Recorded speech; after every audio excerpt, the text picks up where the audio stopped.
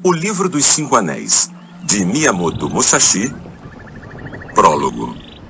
Venho aperfeiçoando por muitos anos a ciência das artes marciais. Agora, ao desejar revelá-la em um livro, fui ao cume do Monte Iwato, na província de Igo, em Kyushu. Me inclino sob o céu, venerando a Kannon, e me coloco de frente para Buda. Sou um guerreiro nascido na província de Harima, de 60 anos de idade. Venho dedicando meu espírito à ciência das artes marciais desde muito jovem. Estava com 13 anos quando duelei pela primeira vez, chegando à vitória contra meu adversário, um mestre de artes marciais chamado Arima Kihei, pertencente à nova escola da precisão. Aos 16 anos, venci um poderoso mestre chamado Akiyama, da província de Tajima, e quando estava com 21, me mudei para a capital, onde conheci mestres de todo o país. Participei de inúmeros duelos e nunca perdi. Viajei de província em província, encontrando mestres das mais variadas escolas. Entre os 13 e os 29 anos, participei de mais de 60 duelos, sempre com vitórias. Ao chegar aos 30 anos, senti necessidade de refletir sobre minhas experiências e me dei conta de que não havia vencido tantas lutas apenas por alcançar o domínio das artes marciais. Talvez isso tenha acontecido por eu ter um talento nato para essa ciência, praticando-a sem desvios de caminho ou pelas falhas no ensinamento de outras escolas. De todo modo, depois de muito refletir, pratiquei dia e noite para conseguir alcançar o ápice e chegar ao domínio profundo do espírito da estratégia nas artes marciais. Estava então com 50 anos. Desde então, tenho caminhado sem seguir mestre algum.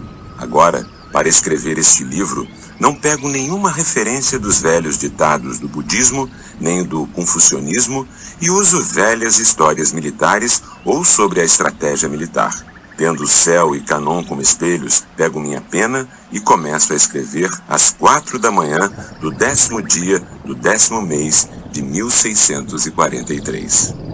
O manuscrito da Terra. As artes marciais são a filosofia de vida do guerreiro. Especialmente os oficiais deveriam praticar essas artes, e os soldados deveriam, ao menos, saber sobre elas. Na atualidade, já não existem guerreiros com esse tipo de conhecimento. Antes de qualquer coisa, vamos dar um exemplo de filosofia de vida. O budismo significa viver para ajudar as pessoas. O confucionismo é um caminho para reformar a cultura. Para o médico, curar é uma filosofia de vida. Um poeta ensina a arte da poesia. Outras pessoas se dedicam a prever o futuro, ou outras artes ou disciplinas. As pessoas escolhem os caminhos pelos quais sentem mais afinidades e desenvolvem suas preferências individuais. Poucas são as pessoas afeiçoadas à filosofia de vida marcial. Antes de tudo, o caminho escolhido pelos guerreiros significa familiaridade com as artes culturais e marciais. As pessoas pensam normalmente que todos os guerreiros refletem sobre o fato de estarem preparados para morrer. No que se refere à morte, esta preparação não se limita aos guerreiros. Os monges, as mulheres, os camponeses e inclusive aqueles que pertencem às classes mais baixas conhecem suas obrigações, se envergonham de serem descuidados com elas e se resignam com a morte. Nisso não há nenhuma diferença. A filosofia de vida marcial praticada pelos guerreiros se baseia em superar aos demais em tudo e em qualquer coisa. Seja mediante a vitória em um duelo individual ou ganhando uma batalha com muitas pessoas. O indivíduo sempre busca servir aos interesses de quem o emprega, servir a seus próprios interesses, ter reconhecimento e estar socialmente estabelecido. Tudo isso é possível através das artes marciais. No entanto, haverá pessoas no mundo que pensem que ainda que alguém aprenda as artes marciais, estas não servirão de nada ao surgir uma necessidade real. Sobre isso, digo que o conhecimento só é verdadeiro se sua prática nos for útil em qualquer situação ou ocasião. Portanto, devemos ensinar a ciência das artes marciais com este objetivo. Sobre a ciência das artes marciais. Na China e no Japão, Os praticantes desta ciência são tradicionalmente chamados de mestres das artes marciais. As pessoas que vivem das artes marciais na atualidade apenas se restringem à prática da esgrima. Os sacerdotes dos templos Kashima e Kantori, da província de Itachi, fundaram escolas, afirmando que sua sabedoria foi transmitida pelos deuses e viajam de província em província, transmitindo seus ensinamentos, mas esse é um fenômeno relativamente recente. A arte da vantagem foi incluída como disciplina nas escolas, por isso, uma vez que falamos dessa arte, não podemos nos limitar tão somente à esgrima. Está fora de questão que seja possível alcançar o domínio da ciência militar deste modo. Quando observo a sociedade, vejo que as pessoas transformam as artes em algo a ser comercializado, as consideram como mercadoria, distinguindo o superficial e o substancial. Penso que esta atitude tem muito mais de decoração do que de verdade. Os que ensinam e os que aprendem se aproveitam das artes marciais popularizadas comercialmente, e a consequência disso é que, como disse alguém, os faz. De maneira geral, existem 4 formas de viver ou filosofias de vida: camponês, a do artesão e a do comerciante. Em primeiro lugar está a do camponês. Ele cria todo tipo de ferramentas agrícolas e passa anos prestando atenção às mudanças das estações. Esta é a maneira de viver do camponês. Em segundo lugar está a do comerciante. É aquele que elabora o licor, obtém os diversos utensílios necessários para a sua produção e vive dos benefícios que obtém segundo a qualidade do que produz. Esta é a forma de viver do comerciante. Em terceiro lugar, no que diz respeito ao cavaleiro guerreiro, sua forma de viver implica em construir todo tipo de armas e conhecer suas mais diversas propriedades. Isto é algo imperativo para os guerreiros. Ignorar a maestria das armas e a compreensão das vantagens específicas de cada uma delas seria demonstrar falta de cultura de um membro de uma casa guerreira. Em quarto lugar, está a maneira de viver do artesão. Por exemplo, um carpinteiro. Ele fabrica de forma habilidosa todo tipo de ferramentas, sabe como usar cada uma delas com perícia, desenha corretamente os projetos utilizando o esquadro e a régua e vive através da prática diligente de suas técnicas. Descobriremos a ciência das artes marciais comparando-a com a disciplina do carpinteiro. A história do carpinteiro é utilizada como uma metáfora com referência ao conceito de casa. Falamos de casas aristocráticas, casas militares e casa das artes. Dizemos que uma casa se derruba ou que uma casa se mantém e também falamos de uma ou outra tradição e estilo. Assim como usamos a expressão casa, usei a disciplina do mestre carpinteiro como metáfora. Em chinês, a palavra carpinteiro se escreve com caracteres que também significam grande perícia ou grande mestre. Portanto, já que a ciência das artes marciais implica em uma grande habilidade e um bom planejamento, a comparo com a carpintaria. Se você quer aprender essa ciência, reflita sobre esse livro. Deixe que o mestre seja a agulha, o discípulo o fio, e pratique sem descanso. A comparação entre a ciência das artes marciais e a carpintaria. Como o mestre carpinteiro é o diretor e organizador geral de todos os outros carpinteiros, sua obrigação é compreender as leis do país, averiguar as normas de cada lugar e cumprir com os regulamentos da própria carpintaria. O mestre carpinteiro, por conhecer as medidas e desenhos de todo tipo de estruturas, emprega as pessoas. Por este aspecto, o mestre carpinteiro é igual ao mestre guerreiro. Ao escolher a madeira para construir uma casa, ele presta atenção na característica de cada uma. A que é reta, não tem nós e tem bom aspecto, pode ser usada como coluna. A que tem alguns nós e não é reta nem forte, pode ser usada como coluna traseira. A que é algo frágil, mas não tem nós e parece boa. É usada de várias formas para construir batentes, lintéis e biombos. Cada madeira serve para uma determinada coisa no projeto da construção. Assim, levando em conta o material, a casa irá durar muito tempo. Inclusive, a madeira com nós, retorcida e frágil, pode ser usada como andaime e posteriormente como lenha. Quando o mestre carpinteiro lidera os operários e conhece seus diversos níveis de capacidade, delega as tarefas apropriadas a cada um. Alguns irão colocar o piso, outros as portas e biombos, alguns irão construir os pórticos, batentes, tetos, etc. O que tem pouca qualificação irá cimentar, e aquele que não tem qualificação alguma irá fabricar cunhas para nivelamento dos pisos. Quando o mestre carpinteiro tem discernimento na hora de designar as tarefas, o trabalho progride sem dificuldade. A eficácia e o progresso contínuo, a prudência em todos os assuntos, o reconhecimento do verdadeiro valor dos diferentes níveis de moral, instalação da confiança e a consideração do que pode ser razoavelmente esperado ou não, tudo isso o mestre carpinteiro leva em consideração. O princípio das artes marciais é exatamente igual. A ciência das artes marciais. Na carpintaria, os carpinteiros afiam suas ferramentas, fabricam diversos utensílios úteis e os guardam em suas respectivas caixas. Com a instrução dada pelo mestre carpinteiro, talham colunas e as vigas com os machados, escovam o chão e constroem prateleiras. Se assegurando de que as medidas são as corretas, fazem o necessário para que as tarefas sejam executadas de uma maneira eficaz. Esta é a regra da carpintaria.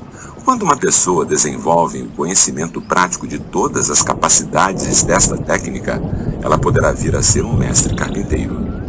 Para os carpinteiros, um hábito essencial é ter suas ferramentas afiadas e mantê-las assim.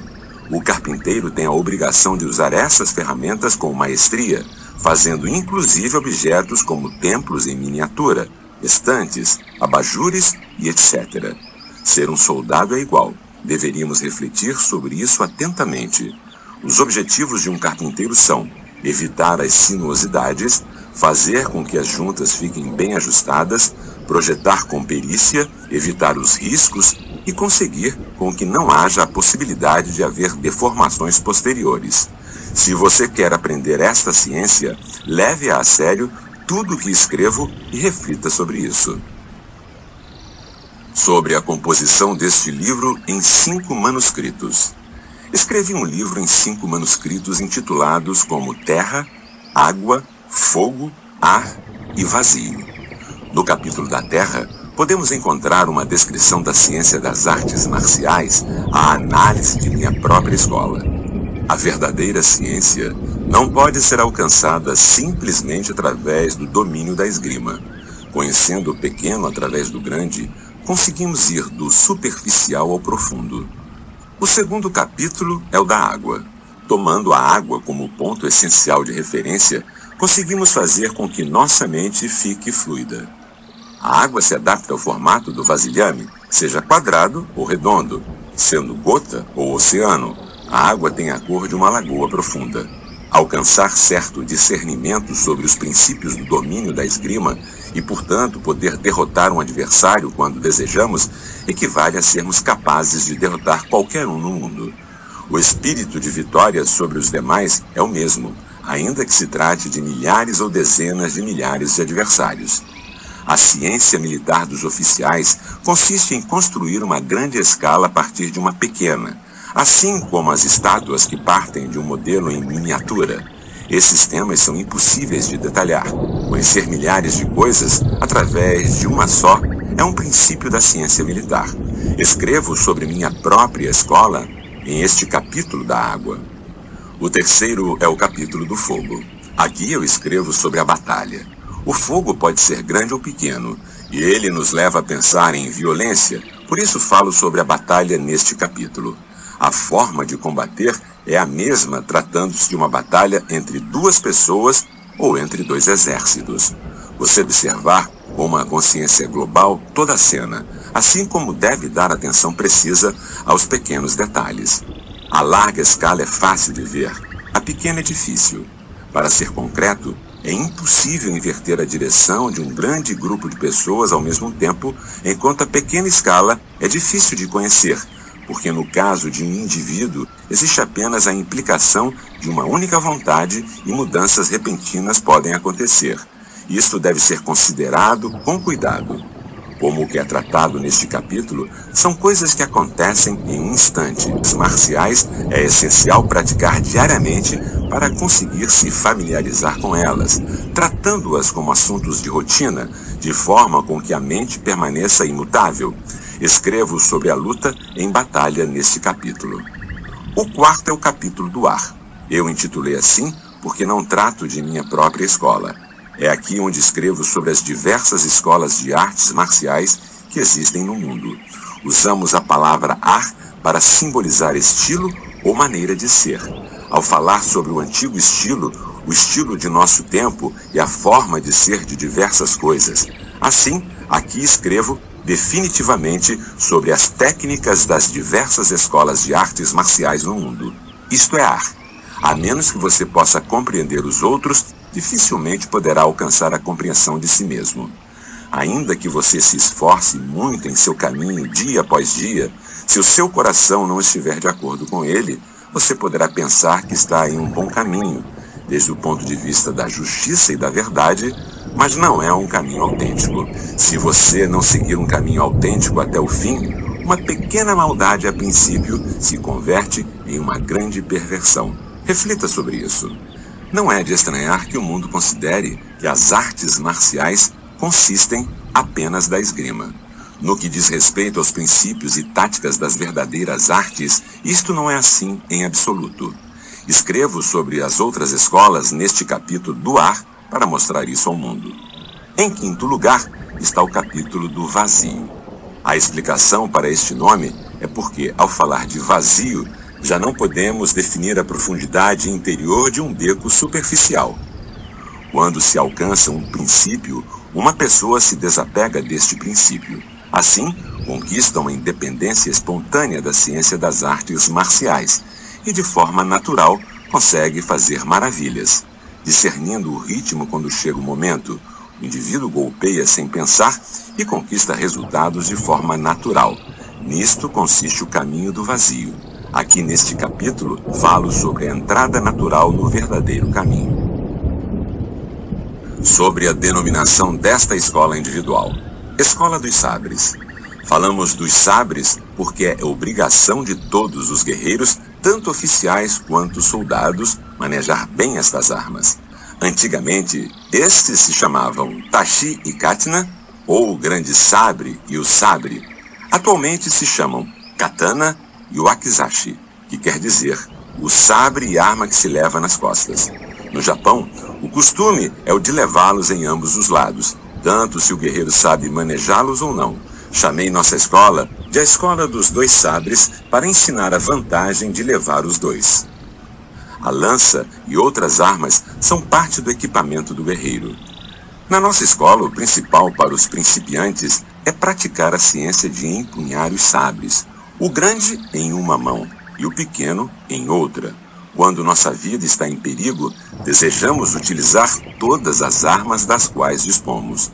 Nenhum guerreiro quer morrer com seus sabres embainhados. No entanto, quando se tem algo em cada mão, é difícil esgrimir com a mesma liberdade.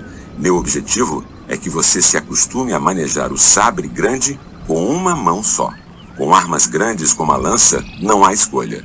Mas o sabre comprido e o curto são armas que podem ser manejadas com uma mão apenas. O problema de manejar um sabre comprido com ambas mãos é que não é fácil fazer isso quando se está a cavalo e não é adequado quando se corre. É difícil em um terreno pantanoso, em campos com barro, planícies pedregosas, caminhos ou lugares com muita gente. Quando temos um arco ou uma espada na mão esquerda, ou qualquer outra arma que estejamos manejando, se pode empunhar o sabre comprido com apenas uma mão. Por isso, manejar o sabre com as duas mãos não é um caminho autêntico. Quando é impossível golpear a morte utilizando uma mão só, use então as duas para fazê-lo. Mas isto não deveria exigir um grande esforço. O sabre comprido pode parecer pesado e impossível de manejar no começo, mas com qualquer coisa é assim quando se começa. De qualquer maneira, quando nos familiarizamos com cada uma das armas, a dificuldade vai desaparecendo. Então, quando alcançamos o poder do método, fica fácil o manejo. Brandir o sabre comprido rapidamente não é a maneira correta, como ficará claro na segunda parte, o capítulo da água. Este sabre pode ser usado em lugares espaçosos e o curto em lugares menores. Esta é a ideia essencial para começar. Em nossa escola, você aprende a ser vitorioso com o sabre comprido e com o curto. É melhor manejar 2 sabres do que um comprido quando se está lutando sozinho em uma briga. Também é vantajoso quando queremos fazer prisioneiros. Pontos como este não precisam ser detalhados exaustivamente. De cada um deles, milhares de coisas podem ser inferidas. Quando você tem obtido o domínio da prática da ciência das artes marciais, não haverá nada que não consiga ver. É necessário refletir profunda e cuidadosamente sobre isso. Sobre o conhecimento dos princípios das palavras, artes marciais. Quem aprendeu a manejar bem o sabre comprido se chama normalmente de mestre de artes marciais. Nesta profissão, alguém que sabe usar bem o arco é o arqueiro, enquanto o que aprendeu a usar o fuzil se chama fuzileiro. Se seguirmos esse modelo, aquele que aprende a usar bem o sabre deveria ser chamado de homem de sabre comprido e homem com armas nas costas, posto que o arco, o fuzil, a albarda e a lança são armas dos guerreiros. São, então, técnicas das artes marciais. No entanto, é lógico falar sobre esta ciência com referência específica ao sabre comprido. A sociedade e as pessoas são mantidas em ordem pelos poderes desta arma e ela é a origem das artes marciais. Quando você alcançar a capacidade para manejar este sabre, poderá vencer 10 homens com apenas uma mão. Quando é possível vencer 10 homens com apenas uma mão, então é possível vencer a 1000 homens com 100 e 10.000 com 1000. Por isso, nas artes marciais de nossa escola, um homem é igual a 10.000. No que se refere à maneira de viver, eles também são budistas, mestres na arte do chá, mestres de etiqueta, bailarinos, etc. Inclusive, se você não vive nada disso, mas tem um amplo conhecimento de tudo, poderá enxergar cada uma dessas filosofias de vida em todas as coisas. De todo modo, como seres humanos, é essencial para cada um de nós cultivarmos e polir nosso caminho individual. Sobre o conhecimento das vantagens das armas nas artes marciais.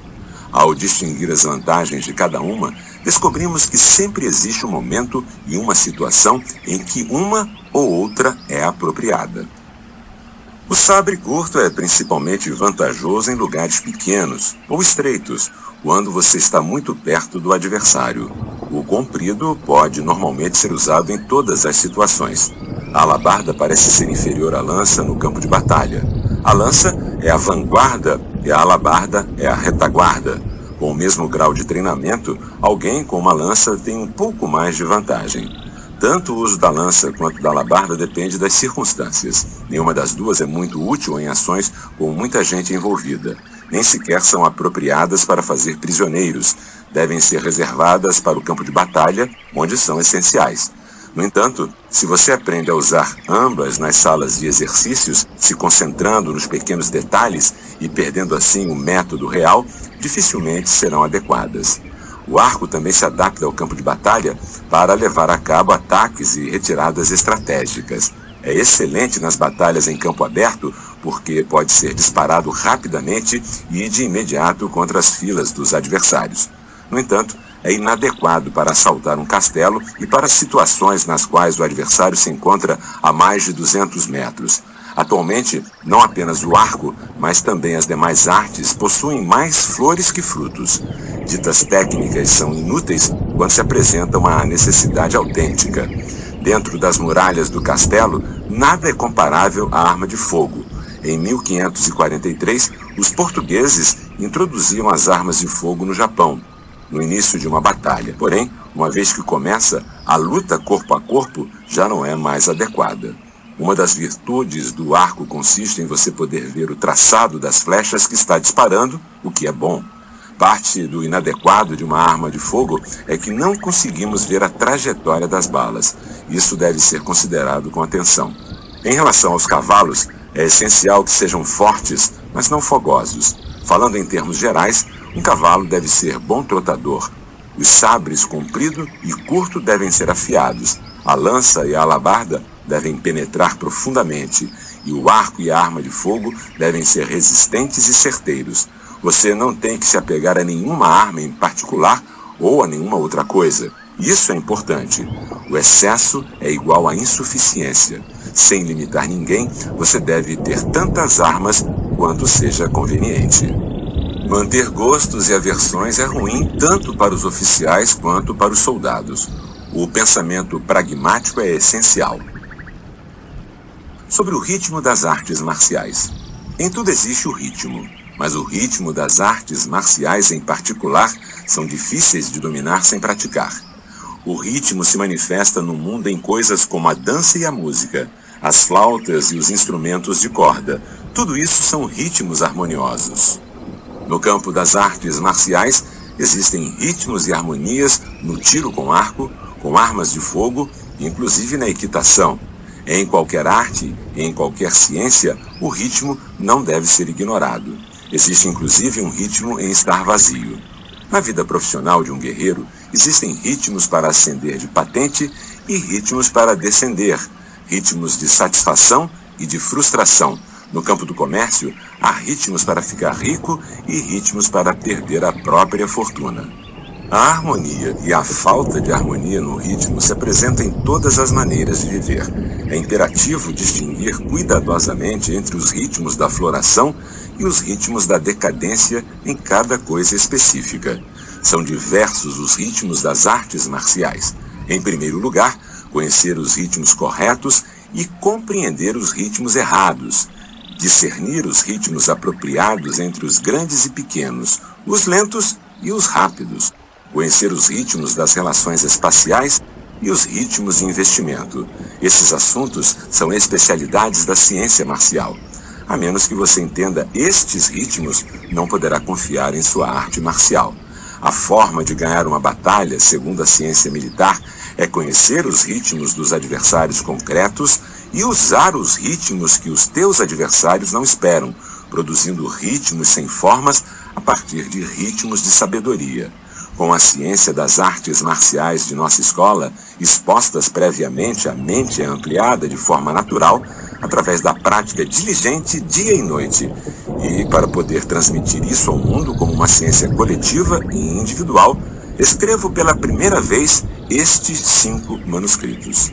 Para as pessoas que queiram aprender minha ciência militar, existem normas para o aprendizado desta arte. Considere o que é correto e verdadeiro. Pratique e cultive a ciência. Se familiarize com as artes. Conheça os princípios do ofício. Entenda o prejuízo e o benefício que cada coisa pode trazer. Aprenda a ver cada coisa com exatidão. Tome consciência do que não é óbvio. Seja cuidadoso, inclusive com os assuntos irrelevantes. Não faça nada que seja inútil. Falando de forma geral, a ciência das artes marciais deve ser praticada levando em conta essas coisas. Uma vez que você tenha aprendido os princípios, não deverá ser derrotado em nenhum combate individual contra 20 ou 30 adversários. Antes de tudo, mantenha as artes marciais em teu espírito e trabalhe diligentemente de forma direta. Então, poderá vencer com tuas mãos e poderá derrotar os demais vendo com os teus olhos. E mais, quando você refinar tua prática até o ponto de alcançar a liberdade de todo o teu corpo, poderá vencer os demais por meio de teu corpo. E teu espírito treinado nesta ciência poderá também vencer os demais por meio do espírito. Quando alcançar este ponto, como poderá ser derrotado por alguém? Da mesma forma, a ciência militar em grande escala consiste em ganhar conversando com as pessoas boas, empregando um grande número de pessoas, vencer na atitude correta de conduta pessoal, ganhar o governo das nações, ganhar o cuidado do povo humilde. O conhecimento de como evitar a derrota frente aos demais, como ajudar a si mesmo e como incrementar a própria honra é parte da ciência militar. O manuscrito da água. O núcleo da Escola dos Dois Céus das Artes Marciais se baseia na água. Neste capítulo falo sobre o sistema do sabre comprido de nossa escola. É absolutamente impossível escrever sobre esta ciência com a precisão que a entendo em meu coração. No entanto, ainda que as palavras sejam insuficientes, os princípios devem ser evidentes por si mesmos. Em relação ao que está escrito aqui, você pode se debruçar sobre cada uma das palavras. Se pensar nelas de uma forma geral, irá interpretar mal muitas coisas. No que diz respeito aos princípios das artes marciais, ainda que eu tenha escrito em vários trechos referências a duelos entre duas pessoas, é essencial entendê-las também em termos de batalha entre dois exércitos, vendo-as em grande escala. Nesta forma de viver em particular, se você errar o caminho, ainda que levemente, se você se desviar do caminho justo, irá cair em estados negativos. A ciência das artes marciais não consiste simplesmente em ler estes escritos. Ao aceitar pessoalmente o conteúdo deste livro, não pense simplesmente que está aprendendo e não imite nada do que está aqui. Tome os princípios como se estivesse descobrindo-os com teu próprio espírito. Se identifique com eles constantemente e trabalhe sobre eles com cuidado. A atitude do espírito nas artes marciais. Na ciência das artes marciais, o estado de espírito deve ser o mesmo que na vida cotidiana. Quando praticar as artes marciais, não permita que haja mudanças. Com o espírito aberto e direto, nem tensionado, nem relaxado demais, a mente concentrada de forma a que não haja desequilíbrio. Relaxe tranquilamente tua mente e saboreie totalmente este momento de tranquilidade, de forma que este relaxamento não seja interrompido por um instante sequer. Ainda que esteja tranquilo, teu espírito estará alerta. Ainda que esteja se sentindo ameaçado, teu espírito não estará. A mente não é arrastada pelo corpo, e o corpo não é arrastado pela mente. Ponha a atenção à mente, não ao corpo. Não permita que haja insuficiência nem excesso em tua mente. Ainda que superficialmente tenha o ânimo frágil, permaneça forte por dentro e não deixe que outros enxerguem tua mente. Isto é essencial para aqueles que são fisicamente pequenos para saber como ser grande, e para aqueles que são fisicamente grandes para saber como é ser pequeno. Tanto se você é fisicamente grande quanto pequeno, é essencial manter o espírito livre de desvios subjetivos. Deixe teu espírito despejado e aberto, pondo teu intelecto em um vasto plano. É essencial polir o intelecto e o espírito. Uma vez que tenha usado teu intelecto até o ponto em que possa distinguir o que é verdade e o que não é no mundo, em que possa dizer o que é bom e o que é ruim, e quando já tenha experimentado vários domínios e já não possa ser enganado pelos outros, teu espírito terá se imbuído do conhecimento e da sabedoria da arte da guerra. Existe algo especial sobre o conhecimento dessa arte. É imprescindível dominar os seus princípios e aprender a permanecer como um espírito imutável, inclusive quando estiver no coração da batalha. Atitude física nas artes marciais. No que diz respeito à aparência física, o rosto não deve olhar para baixo, para cima, nem ficar de lado. Teu olhar deve ser fixo e firme. Não enrugue a testa, mas forme um sulco entre as sobrancelhas. Mantenha os olhos imóveis e tente não piscar. Feche ligeiramente os olhos. Trate de manter uma expressão serena no rosto, com o nariz reto e o queixo levemente à frente. A parte posterior do pescoço deve permanecer reta. Deve concentrar a força na nuca, sentindo todo o corpo desde os ombros até embaixo, como se fosse uma coisa única. Baixe os ombros e mantenha a coluna vertebral reta e se mantenha de pé. Concentre o poder nas partes inferiores das pernas, desde os joelhos até a ponta dos dedos do pé. Tensione o abdômen de forma que o peito não afunde. Em termos gerais, é essencial fazer com que teu porte no dia a dia seja o que irá manter nas artes marciais e vice-versa. Isto deve ser considerado com atenção. O foco dos olhos nas artes marciais. Os olhos devem estar focados para otimizar o alcance e amplitude da visão. A observação e a percepção são duas coisas separadas. O olho que observa é mais forte, o olho que percebe é mais frágil. Uma especialidade das artes marciais é ver de perto o que está longe e ver o que está próximo com distância. A prática do foco do olhar também se dá da mesma forma na ciência militar, em pequena ou grande escala. Nas artes marciais, é importante estar consciente dos sabres dos adversários, mas não olhá-los nunca, e isso é muito trabalhoso. É essencial ver ambos os lados sem mover os globos oculares. É difícil dominar tudo isso ao mesmo tempo quando há a pressa no meio do caminho. Lembre-se do que ouviu aqui. Foque e não mude o foco, aconteça o que aconteça. Como empunhar o grande sabre? Sabre comprido ou também chamado de sabre longo. Ao empunhar o grande sabre, o polegar e o indicador devem exercer uma leve pressão. O dedo médio se mantém nem solto demais, nem apertado demais, enquanto o anular e o mindinho se mantêm fechados. A mão deve ser firme. O grande sabre deve ser empunhado com o objetivo de matar o adversário. Não permita que no meio da luta sua mão vacile. Sempre afie seu sabre para estar pronto para o combate e o mantenha o mais afiado possível, tendo sempre a morte do inimigo em seu pensamento. De maneira geral, temos que evitar a rigidez e uma posição fixa, tanto no sabre quanto na mão. A posição fixa é o caminho da morte. A fluidez é o caminho da vida. Isso é algo que deve ser compreendido. Sobre o movimento dos pés. Você deve manter os pés firmes sobre os calcanhares, mas deixar os dedos livres, ainda que teus passos sejam largos ou curtos, lentos ou rápidos, de acordo com a situação, você deverá caminhar como caminha normalmente. Os passos inseguros, inconstantes e ruidosos devem ser evitados.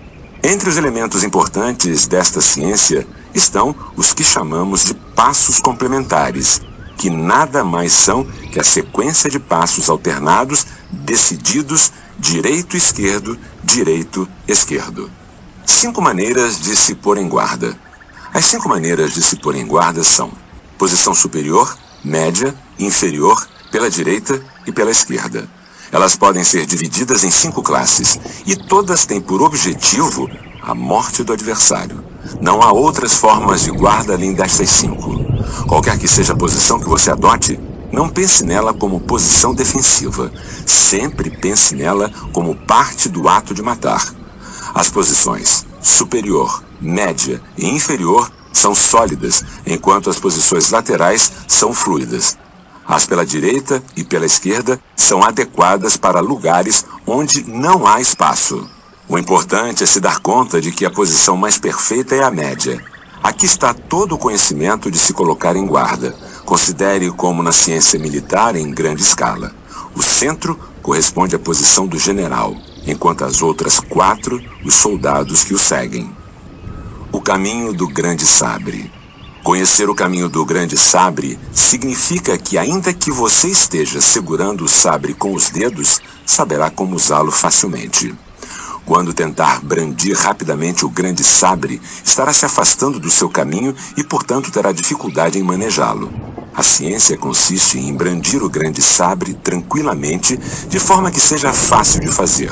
Quando você tenta brandir com muita rapidez, da mesma forma como o faz com um leque ou um sabre curto, você estará se desviando do caminho, de maneira que fica difícil de brandir e é ineficaz para matar o inimigo. Quando golpear para baixo com o sabre grande, retire-o de forma tranquila. Quando o brandir pelos lados, volte com ele à posição inicial de forma convencional. Estique o cotovelo o máximo possível e o branda com força. Esse é o caminho do sabre comprido. Procedimentos das 5 técnicas convencionais. Primeira técnica. A guarda se acha na posição média, com o sabre apontado para o rosto do adversário. Quando você fechar trincheira contra o inimigo e ele usar o sabre grande, se defenda de seu ataque desviando-o para a direita. Se o adversário golpear outra vez, recue a ponta do sabre para trás e para cima, e o deixe assim até ser atacado de novo. Nesse momento, golpeie as mãos do inimigo de cima a baixo. Essas 5 técnicas convencionais são difíceis de entender apenas ouvindo sobre elas. Elas devem ser praticadas com o sabre na mão. Através destas 5 noções gerais, você conhecerá a minha ciência sobre seu manejo e também saberá mais sobre as técnicas empregadas pelos adversários.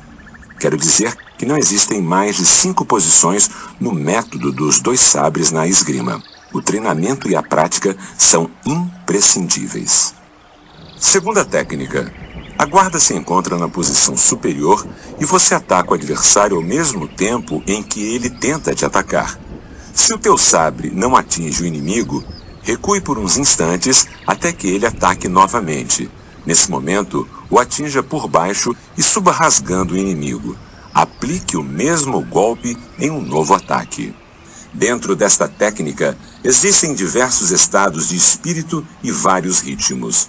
Se você fizer o treinamento da minha escola no que se relaciona a esta técnica, obterá um conhecimento completo das 5 formas de esgrima e poderá vencer em qualquer circunstância. Só é necessário prática. Terceira técnica.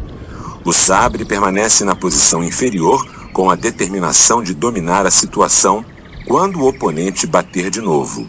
Quando ele tentar fazer você perder o sabre, empurre-o para cima e depois atinja seus braços de cada lado, depois dele ter te atacado. A questão é abater de uma vez o adversário desde a posição inferior, justo no momento em que ele atacar. A guarda com o sabre na posição inferior é algo a se praticar logo no início do aprendizado. Quarta técnica. O sabre é mantido horizontalmente do lado esquerdo para atingir as mãos do inimigo por baixo, no momento em que ele tentar te atacar.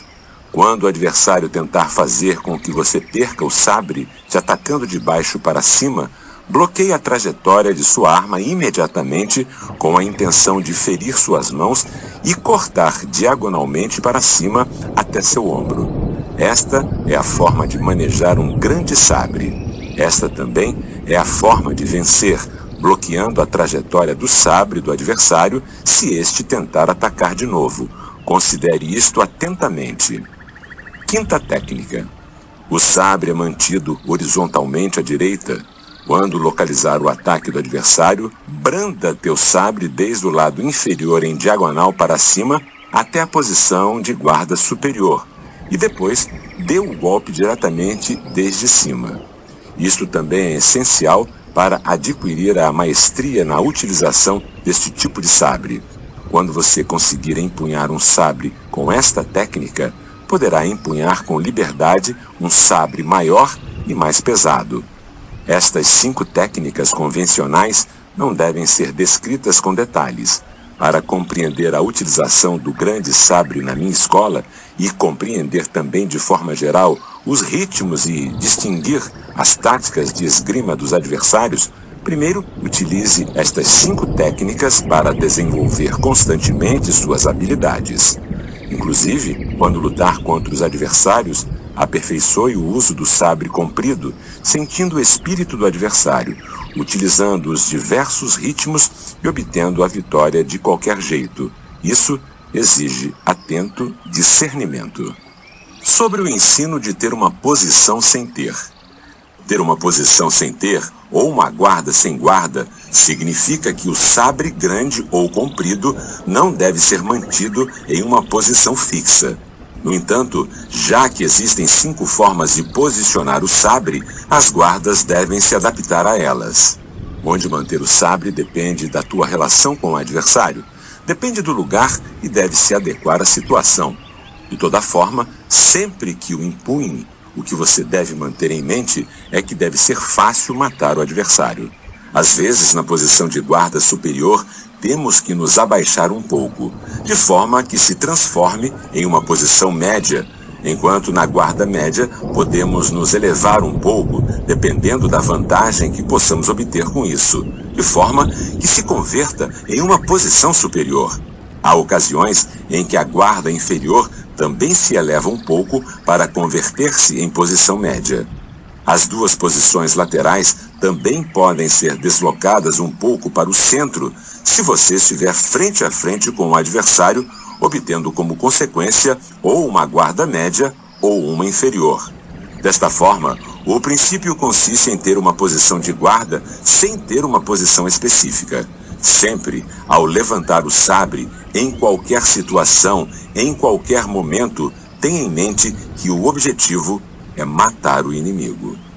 Ainda que interceptemos, desviemos ou consigamos bloquear o golpe do adversário e imobilizemos ou obstruímos sua trajetória, todos estes movimentos viram oportunidades para acabar com o inimigo, e isso deve ser compreendido. Se você apenas pensar na luta e não no objetivo da luta, você será incapaz de subjugar o adversário. É essencial pensar em tudo como uma oportunidade para matar. Isto deve ser considerado. Na ciência militar em grande escala, a disposição das tropas está pensada junto com a formação das mesmas. Por isso, cada caso é uma oportunidade para ganhar uma guerra. A posição fixa é ruim. Isto deve ser trabalhado com profundidade. Atingir o adversário num só momento. Entre os ritmos utilizados para atingir um adversário, existe o que chamamos de um só momento, encontrando uma posição em que você possa alcançar o adversário, se dando conta do momento em que ele ainda não sabe bem o que fazer. O atinja diretamente, o mais rápido possível, sem mover o corpo e nem fixar tua atenção. Uma vez que esse ritmo tenha sido aprendido, você deverá praticar o ataque intermediário, também de forma rápida. O ritmo da segunda primavera. Quando você estiver a ponto de atacar e o adversário recuar rapidamente ou simplesmente parar, finja que vai atacar, mas só o faça quando o inimigo relaxar, depois da tensão. Este é o ataque da segunda primavera. Atacar sem pensar nem planejar. Quando teu adversário for atacar, você naturalmente ficará predisposto a fazer o mesmo. Teu corpo ficará em uma posição ofensiva e tua mente também. Tuas mãos atacarão espontaneamente. A isto se chama atacar sem pensar nem planejar. E é, mesmo que seja um paradoxo, o ataque mais importante. Você irá se deparar com esse tipo de ataque várias vezes, e é preciso que seja bem compreendido e aperfeiçoado com a prática.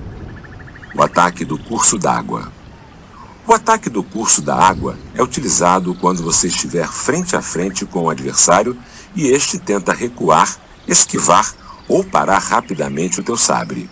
Expandindo o corpo e a mente, ataque com o sabre, que deverá estar atrás das tuas costas de forma hesitante, como se você estivesse em dúvida, e desfia um golpe forte e poderoso. Uma vez que você tenha aprendido esse tipo de ataque, com toda certeza será mais fácil atingir o inimigo. É essencial distinguir a posição do adversário. O ataque ao azar. Quando lançar uma ofensiva e o adversário tentar te deter, golpeie sua cabeça, mãos e pés de uma só vez. Atingir onde puder com um só golpe do sabre longo se chama ataque ao azar. Quando você aprender este tipo de ataque, se dará conta de sua utilidade. É algo que exige um discernimento claro sobre o transcurso de um duelo. O ataque centelha.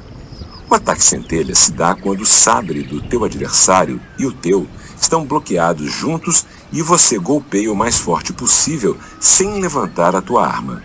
É necessário atingi-lo rapidamente, jogando a força para as pernas, o torso e as mãos. Este ataque é muito difícil de realizar sem uma prática repetida, mas, se o praticar à exaustão e perfeição, terá um poderoso impacto. O ataque das folhas vermelhas. O ataque das folhas vermelhas consiste em desviar o sabre do teu adversário para baixo. Quando o inimigo tentar te atacar, golpear ou se defender, golpeie com força sua arma no espírito do ataque sem pensar nem planejar, ou no espírito do ataque centelha. Quando você executar corretamente esta técnica, golpeando com a ponta do sabre apontada para baixo, a arma do teu adversário cairá irremediavelmente. Se praticar este ataque à perfeição, será fácil desarmar o inimigo. O corpo no lugar do sabre. Nesse sentido, o corpo também pode substituir o sabre. Em geral, quando ficar na ofensiva, tua arma e teu corpo não se lançam simultaneamente ao ataque, dependendo das oportunidades que você tiver de atingir teu adversário.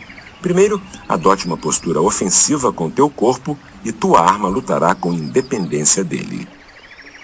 Você também poderá atingir o inimigo com tua arma sem mover o corpo, mas geralmente primeiro vem a ofensiva com o corpo para depois golpear com o sabre. É necessário muita prática e atenção para realizar este ataque. Atacar e alcançar. Por atacar e alcançar, quero dizer duas coisas diferentes. O sentido de atacar consiste em que, seja qual for o tipo de golpe utilizado, você o fará de maneira deliberada e certeira. Alcançar quer dizer algo como chocar com alguém. Ainda que você se choque com teu adversário de uma forma tão forte que o mate, isso não é atacar. Um ataque se dá quando você consciente e deliberadamente desfere o golpe que quer. E isso exige reflexão. Alcançar um adversário tocando suas mãos e pernas primeiro, para depois desferir um poderoso ataque, é algo como sondar o inimigo. Se você realmente aprender a dominar isso, será algo extraordinário. Isso custa muito trabalho. O corpo do macaco de braços curtos.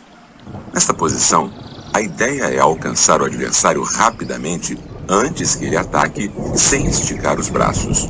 Mova todo o corpo rapidamente para entrar no campo defensivo do adversário. O corpo colado.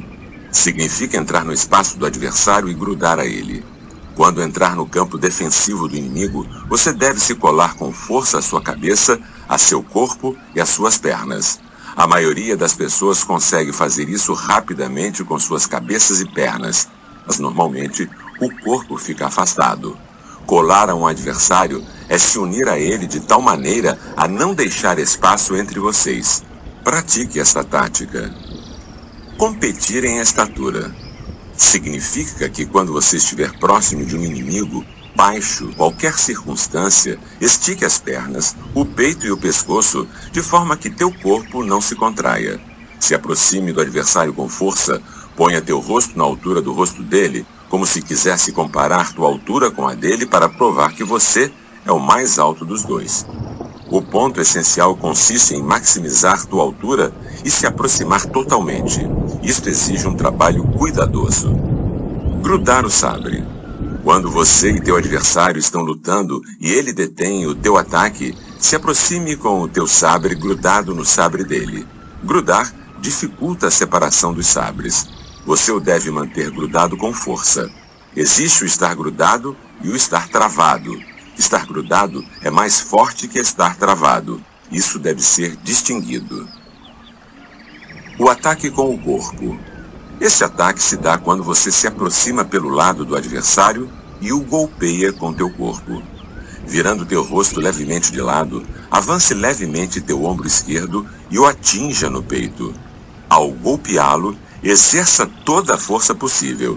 A ideia deste ataque consiste em aproximar-se com um salto no momento de máxima tensão. Uma vez que você aprenda a se aproximar desta maneira, poderá projetar teu inimigo vários metros para trás. É possível até atingir o adversário com tanta força que o mate, mas isto exige prática e treinamento. 3 formas de parar um ataque. Para parar o golpe do sabre de teu adversário, finja que o vai ferir nos olhos. Desvie o seu sabre com o teu para a tua direita, parando assim o ataque. Outra forma de parar um ataque é fingir que irá apunhalar o adversário no olho direito com a intenção de cortar-lhe o pescoço. Assim você conseguirá parar o sabre do teu adversário com uma estocada. A terceira forma é a seguinte: quando um adversário atacar, se aproxime fingindo não querer bloquear o golpe. Se aproxime dele como se quisesse golpear seu rosto com a tua mão esquerda. Apunhalar o rosto. Quando estiver em igualdade de condição com um adversário, é essencial pensar em estocar seu rosto com a ponta de teu sabre nos intervalos da luta. Quando tiver a intenção de apunhalar seu rosto, o teu inimigo tentará pôr seu corpo e rosto fora de alcance. Assim que consiga que teu adversário recue, terá conseguido muita vantagem que te ajudará na vitória. Você deve trabalhar isso com cuidado. No meio da batalha, quando um adversário tentar se colocar fora de alcance, você já terá vencido. Por isso, é imprescindível não esquecer a tática de apunhalar o rosto. Esta prática deve ser cultivada ao longo do curso de artes marciais. Apunhalar o coração.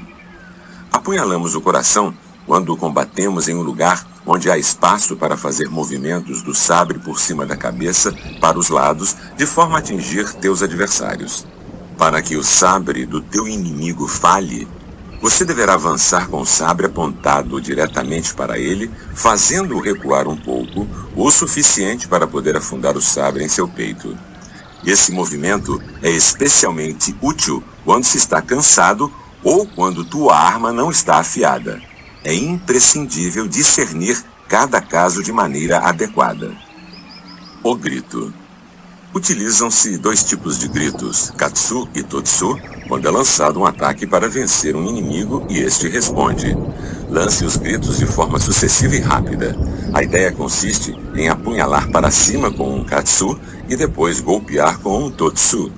Este movimento sempre pode ser usado em um duelo. A forma de alcançar os dois gritos é subir a ponta do sabre no sentido de apunhalar e então golpear imediatamente enquanto se eleva o sabre. O bloqueio com ataque. Quando você está duelando e um duelista para o sabre do outro com o seu, se chama bloqueio com golpe. A ideia não é a de golpear muito forte, apenas bloquear o ataque e logo em seguida atacar o inimigo com rapidez e força. É essencial ser o primeiro em atacar. Se o teu ritmo de parada é correto, por mais poderoso que seja o ataque do teu adversário, enquanto você mantém a intenção de atingi-lo, a ponta do teu sabre nunca se inclinará. Isso deve ser aprendido com prática e estudado cuidadosamente. Uma posição contra muitos adversários. Uma posição contra muitos adversários se apresenta quando o indivíduo luta sozinho contra um grupo.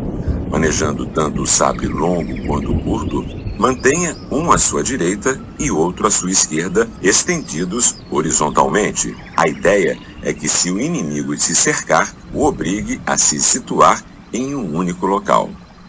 Quando você consiga distinguir a ordem na qual teu inimigo irá te atacar, se ocupe do que vem na vanguarda primeiro, mantendo um olho em toda a situação e determinando as posições desde as quais os adversários lançam seus ataques. Brandindo os dois sabres ao mesmo tempo é um erro esperar. A ideia consiste em adotar imediatamente a posição de alerta, com os sabres preparados para bloquear o adversário com um poderoso ataque, dominá-lo e assim por diante com cada inimigo que chegue. Tente reunir teus inimigos em uma linha só quando parecer que eles estão recuando e ataque com força sem permitir um momento de descanso. Será difícil avançar se você se limitar a atacar teus inimigos em massa, mas se você pensar em vencer um depois outro à medida que cheguem, terá uma sensação de espera e dificuldade para avançar. É preciso sentir os ritmos dos adversários e saber onde eles fracassam. Se você aprender como encurralar teu inimigo, será possível dominá-lo. A vantagem no duelo. A vantagem no duelo significa compreender como obter a vitória usando o sabre longo de acordo com as leis das artes marciais. Isso não pode ser descrito com detalhes. Cada indivíduo deve se dar conta de como vencer através desta prática. Este uso do sabre comprido, que revela a verdadeira ciência das artes marciais, só pode ser transmitida verbalmente. O golpe único significa obter a vitória com certeza através da precisão de um só golpe. Isso não pode ser compreendido sem aprender bem as artes marciais. Se você praticar este golpe convenientemente, dominará estas artes e assim você poderá vencer sempre. O estado de penetração direta.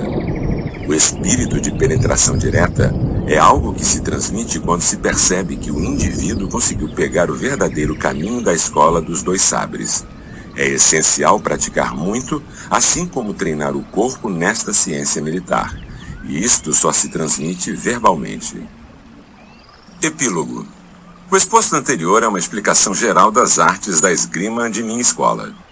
Na ciência militar, a forma de aprender como empunhar o sabre longo e obter a vitória sobre os demais começa com o uso das 5 técnicas convencionais para aprender as 5 categorias de guarda. e depois aprender como manejar o sabre comprido e obter uma liberdade total de movimentos, afiando o espírito para discernir os ritmos do caminho. Quando você for capaz de mover o corpo e os pés de acordo com a tua vontade, poderá vencer uma pessoa e depois outra. Estudando e praticando cada aspecto deste livro, lutando contra outros adversários, paulatinamente você compreenderá os princípios desta ciência, mantendo-a em teu espírito continuamente, sem pressa, desenvolvendo tuas virtudes, aceitando combater com qualquer classe de adversário, aprendendo o coração da ciência, ainda que seja um caminho de 1.600 quilômetros, você dará um passo de cada vez. Pensando pausadamente, compreendendo que é obrigação dos guerreiros praticar esta ciência, decida que hoje você vencerá a pessoa que você era ontem, e que amanhã vencerá aqueles que têm menos capacidade que você, e em seguida as que têm mais. Praticando o que diz este livro, você deverá tomar a decisão de não deixar que tua mente se distraia. Ainda que você vença muitos adversários, enquanto boicotar o treinamento, não andará pelo verdadeiro caminho. Quando este princípio chega ao espírito, irá compreender inclusive como vencer centenas de inimigos sozinho. Uma vez que isso estiver bem aprendido por tua mente, também será capaz de captar os princípios da ciência militar individual ou de grande escala através do poder do conhecimento da arte do grande sabre. Isto é algo que exige total comprometimento, com 1000 dias de treino e 10.000 dias de prática para refiná-lo. O manuscrito do fogo. Na ciência militar da escola dos 2 sabres, se pensa o combate como fogo. As questões relativas à vitória e à derrota na batalha são consideradas como parte pertencente ao livro do fogo, por isso as descrevo aqui.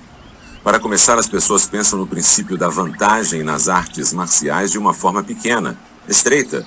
Alguns sabem como se aproveitar de um pequeno golpe no peito, usando as pontas dos dedos. Outros sabem como vencer se servindo de um leque mediante um movimento do antebraço. Também utilizando um sabre de bambu ou algo parecido, parecem aprender a menor vantagem da velocidade, treinando suas mãos e pés desta forma, se concentrando na tentativa de se aproveitar um pouco mais da velocidade. No que diz respeito à minha ciência militar, diferenciei os princípios da vida e da morte através de numerosos duelos nos quais coloquei minha vida em risco, aprendendo a ciência do sabre. Conheci a força e a fragilidade dos golpes do sabre do inimigo. Compreendi as diversas formas de afiar minha arma e pratiquei como matar os adversários. No transcurso desta ação, nunca me aconteceram percalços bobos, especialmente quando alguém está em pleno combate com a armadura. Este alguém não pense em pequenas coisas. Além do mais, lutar sozinho contra 5 ou 10 pessoas, colocando sua vida em perigo, e encontrar uma forma segura de vencê-los, é o cerne de minha ciência militar. Assim, qual é a diferença entre a lógica de alguém que vence 10 pessoas e a de 1000 pessoas que vencem 100.000? Temos que pensar nisso. No entanto, é impossível reunir a 1000 ou 10.000 pessoas para praticar todo dia com o objetivo de aprender esta ciência. Ainda que você só esteja praticando sozinho com teu sabre, se concentre e penetre na mente de teus adversários, descubra seus conhecimentos e táticas, conheça seus movimentos mais eficazes e os mais fracos, averigua como vencer cada um através da ciência militar e você se tornará mestre deste caminho. Quem no mundo pode alcançar a perfeição em minha ciência? Treinando e depurando a técnica dia e noite com a determinação, você poderá chegar à perfeição e, quando isso acontecer, sentirá uma liberdade excepcional, conseguirá fazer maravilhas e chegará a ser dotado de poderes inimagináveis para a batalha. É assim como a lei cósmica se cumpre através das artes marciais. A posição física. Costas ao sol. Nessa posição, o sol ficará atrás de você, mas se a situação não te permitir ficar assim por muito tempo, então deverá lutar de forma a que o astro fique à tua direita. Isso também é válido para os combates em ambientes fechados, onde você deverá manter a luz às tuas costas ou à tua direita. É desejável se assegurar de que não há nada posicionado no caminho que ficar atrás de você, e de que há muito espaço à tua esquerda, tomando uma posição tal que o espaço mais estreito fique sempre à tua direita. Da mesma forma, pela noite, Quando puder ver teus inimigos, se posicione tendo em mente que os fogos devem ficar às tuas costas e as luzes à tua direita. Outro ponto importante é olhar desde cima o teu inimigo. Isto significa que você deve se posicionar no terreno mais elevado, ainda que ele seja levemente mais elevado apenas. Em lugares fechados, o lugar de honra é sempre o mais alto. De toda forma, quando se trata de uma batalha, a ideia é empurrar os adversários até a tua esquerda. É essencial se assegurar de que os obstáculos fiquem por trás deles. Depois, force-os até lá de todo jeito possível. Quando consiga fazer com que os adversários recuem até os obstáculos para impedir com que eles consigam enxergar a situação, ataque sem pausa de maneira a não deixá-los olhar ao seu redor. Isso de não deixar os inimigos observar a situação se aplica também em lugares fechados, onde você poderá empurrar teu inimigo até pórticos, colunas, portas, etc. Utilize toda a vantagem que o terreno possa dar.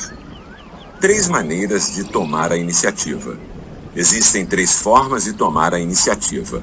Uma consiste em se adiantar atacando o adversário por iniciativa própria. A isto chamamos de se adiantar a partir do estado de suspensão.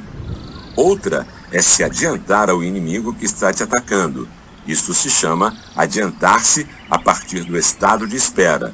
Por último, o adiantar-se em um estado de confrontação recíproca, quando você e teu inimigo se ataquem ao mesmo tempo.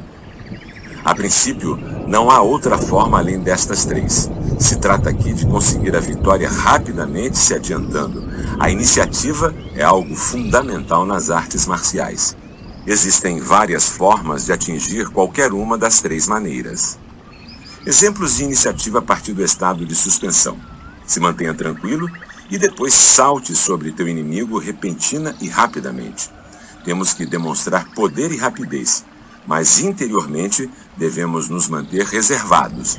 Também é possível saltar sobre ele, elevando o teu espírito, acelerando um pouco o passo e atacando violentamente no instante em que se aproximar do inimigo. Exemplo de iniciativa a partir do estado de espera. Quando o inimigo chegar até você, não reaja. Se mostre frágil. Então, quando ele estiver mais próximo, salte sobre ele como se fosse voar e o golpeie. Exemplos de iniciativa no estado de confrontação recíproca. No caso do adversário atacar rapidamente, ataque com calma, mas com força. Quando o adversário atacar com calma e tranquilidade, acelere teu ataque levemente, golpeando teu inimigo de repente, e depois, de acordo com a situação, arremeta contra ele poderosamente. Estes movimentos são difíceis de descrever em detalhes, devem ser trabalhados em linhas gerais, como fiz aqui. Essas 3 maneiras de iniciativa dependem do tempo e da lógica de cada situação, mas ainda que não seja você o que sempre ataque primeiro, quando estiver em igualdade de condições, você deverá tomar sempre a iniciativa e pôr o adversário na defensiva. Segurar o travesseiro significa não deixar que alguém levante a cabeça. Nas artes marciais, no transcurso de um duelo, é ruim ser manipulado pelo outro. O contrário é que é o desejável. Nas artes marciais, um dos objetivos é deter o golpe do adversário e bloquear seus ataques. Se conseguir usar o segurar o travesseiro, significa que quando você consiga realmente alcançar o domínio da minha ciência, você estará apto a perceber as intenções de teu inimigo antes que ele as demonstre. Deter o ataque de um inimigo desde o início, não deixando com que ele siga seus planos, é o mote do segurar o travesseiro. Sempre que os inimigos tentarem te atacar, deixe-os continuar e faça algo inusual, ao mesmo tempo em que impeça que ele faça algo útil. Não se pode dar margem para que o adversário consiga lutar. Temos que subjugá-lo no início da batalha. Atravessar o mar. Quando atravessar o mar, aparecerão lugares muito estreitos, mas também há lugares de 20 ou 30 quilômetros de largura que se chamam braços de mar. Caminhando pelo mundo dos humanos, ao longo da vida, se apresentam muitas situações que poderiam ser classificadas como uma travessia por um braço de mar. Nas rotas marítimas, estando a par de toda a situação, clima, estado da embarcação, sentido dos ventos, se há ou não outras embarcações próximas, o comandante domina o barco e consegue atravessar os braços de mar sem dificuldade. Nas artes marciais, no meio da batalha, também é essencial atravessar o braço de mar. Sinta o estado dos adversários, seja consciente de tua própria maestria e atravesse o braço de mar, assim como o comandante faz com seu navio. Para atravessar o braço de mar, ponha o inimigo em posição de fragilidade e arremeta contra ele. Então, vencerá rapidamente. Esse movimento deve ser bem estudado e, quando utilizado, saboreado profundamente. Conhecer o estado das coisas. Na ciência militar a grande escala, conhecer o estado das coisas significa discernir o auge e a decadência dos inimigos, distinguindo as intenções das tropas adversárias. Assim, percebendo sua condição, exibindo claramente o estado das coisas, poderá determinar como movimentar tuas próprias tropas e, deste modo, alcançar a vitória. Nas artes marciais individuais, você também deverá conhecer quais são as tradições do adversário, observar seu caráter pessoal, averiguar sua força e fraqueza. Assim poderá manobrar contra as expectativas do adversário. Se teu poder de intuição é grande, o estado das coisas será visível para você. Uma vez que tenha alcançado a maestria completa das artes marciais, será capaz de adivinhar o espírito de teus inimigos e encontrar assim muitas maneiras de vencer. Isso requer muito trabalho. Deter um sabre. Deter um sabre é um movimento que se utiliza apenas nas artes marciais.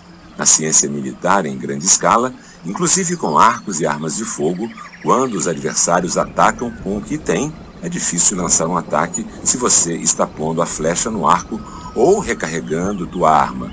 A ideia consiste em atacar rapidamente enquanto o inimigo está tentando disparar. O sentido desta ação é que, se você atacar rapidamente, será difícil usar as flechas contra você ou atirar contra você. Do mesmo modo, no contexto das artes marciais individuais, se você golpear o início do ataque do sabre do teu inimigo, o combate se transformará em um caos, em um movimento de golpes desordenados e não se chegará a nenhum lugar. Quando um adversário golpear com seu sabre, supere seu ataque bloqueando o sabre com teu pé, para que ele não possa tentar um segundo ataque. O bloqueio não é feito tão somente com os pés. Você terá também que aprender a bloquear com o corpo, bloquear com a mente e, claro, bloquear com o sabre, de tal forma a impedir que o inimigo chegue a fazer um segundo movimento. Isto significa que você deve tomar a iniciativa em qualquer situação. Você nunca deverá golpear ao azar o adversário com o objetivo de concluir o combate de repente. Significa que você deve continuar sem ceder. Conhecer a desintegração. A desintegração é algo que acontece com todas as coisas. Quando um cavalo cai, uma pessoa ou adversário, o ritmo do tempo desmorona. Na ciência militar em grande escala, também é essencial encontrar o ritmo dos adversários quando se desmoronam e aí persegui-los sem trégua. Se você perder a oportunidade dos momentos vulneráveis, poderá perder a oportunidade do contra-ataque. Nas artes marciais individuais, também acontece do adversário perder os ritmos no combate e começar a desmoronar. Se você deixar passar esta oportunidade, o adversário irá se recuperar e frustrará a tua tentativa. É essencial reforçar firmemente o ataque no momento de qualquer perda de posição por parte de um adversário para impedir que ele se recupere. Esta forma de ataque deve ser analisada cuidadosamente. Não fazê-lo produz uma sensação de negligência. Isto é algo que exige trabalho.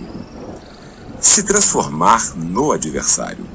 Há situações em que você deve se colocar no lugar do adversário e pensar como ele. Da maneira como vejo as coisas, se um ladrão entra numa casa, é considerado um inimigo poderoso. No entanto, desde o meu ponto de vista, todo mundo está contra ele. Se ele ficar encurralado em uma situação desesperada, os adversários serão os outros. Isto merece uma reflexão. Igualmente, na ciência militar em grande escala, se considera que os adversários são poderosos e que devemos ter cuidado com eles. Quando você tem boas tropas, conhece bem os princípios das artes marciais e sinta a forma de vencer o inimigo, não terá com o que se preocupar. Também nas artes marciais, você deve se colocar na posição do adversário. Assim, conseguirá antever seus movimentos. Reflexione muito bem sobre isso. Abandonar a 4 mãos. Quando você e o teu adversário estiverem empatados e não há progresso na luta, é fundamental mudar imediatamente teu foco. Averigue o estado do adversário e determine como vencer por meio de uma tática diferente. Mover as sombras. Mover as sombras é algo que você faz quando não pode discernir o que está pensando o adversário. Na ciência militar em grande escala, quando você não consegue conhecer o estado do inimigo, finge lançar um ataque poderoso para ver como o adversário reage. Vendo seus métodos, é fácil alcançar a vitória se aproveitando de diversas táticas adaptadas especialmente para cada caso. Também nas artes marciais individuais, quando um adversário está brandindo seu sabre atrás dele e está a ponto de atacar repentinamente, ele mostra sua intenção na arma. Uma vez que tenha mostrado perceptivelmente suas intenções, imediatamente você sentirá a vantagem e saberá como vencer com certeza. Se você não estiver atento, irá perder o ritmo. Deter as sombras. Deter as sombras é algo que se faz quando são perceptíveis as intenções agressivas dos inimigos. Na ciência militar, em grande escala, isto significa deter a ação do inimigo no mesmo momento de seu impulso para agir. Se você mostrar poderosamente aos adversários como você controla a vantagem, eles mudarão de intenção, inibidos por tua força. Também nas artes marciais individuais, utilize um ritmo de vantagem para deter a firme motivação do inimigo. Depois, encontre a vantagem para vencer no momento da pausa e tome a iniciativa. Contágio. O contágio está em tudo. Inclusive o sonho pode ser contagiado, assim como o bocejo pode contagiar. Na ciência militar, em grande escala, quando os adversários estão excitados e fica claro que têm pressa em agir, se comporte como se estivesse sonolento, dando a aparência de estar completamente relaxado e tranquilo. Faça isto e o próprio adversário se contagiará deste estado de ânimo e perderá seu entusiasmo. Essa é a hora de você esvaziar tua mente e atuar rapidamente, obtendo a vitória. Também nas artes marciais individuais, é essencial estar relaxado em corpo e espírito e se dar conta do momento em que o adversário se relaxe e tome imediatamente a iniciativa para vencer. Existe um conceito chamado embriagar, que é parecido com o contágio. Um estado de ânimo embriagante é o tédio. Outra é a inquietação. Isso deve ser trabalhado em profundidade. A perturbação.